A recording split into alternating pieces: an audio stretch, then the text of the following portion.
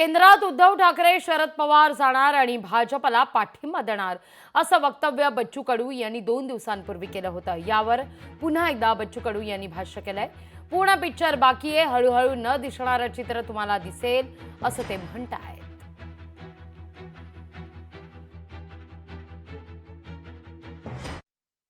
पूर्ण पिक्चर बाकी आहे। धीरे धीरे न दिसणारं चित्र तुम्हाला दिसणार आहे।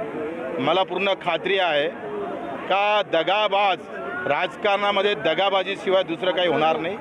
येत्या काळामध्ये या बोटावरचा थुका त्या थुकावर हातावर बोटावर देण्याचा प्रयत्न चालू आहे। एकंदरीत राजकारणामध्ये कोण कोणाला पकडणार, कोणाला सोडणार आणि कोणाची दगाफटका करणार हे सांगता येत नाही। काय त्यांच्या दाव्यामध्ये तथ्य आहे हे आहे ते आता मी आज बोलण्यात अर्थ नाही। कोण कुठे जातो आहे, पवार साहेब आता याच्यामध्ये जातील असा आम्हाला विश्वास अजिबात वाटत नाही। आता बच्चूंकडूनकडे काही अतिरिक्त माहिती असेल तर मला माहीत नाही।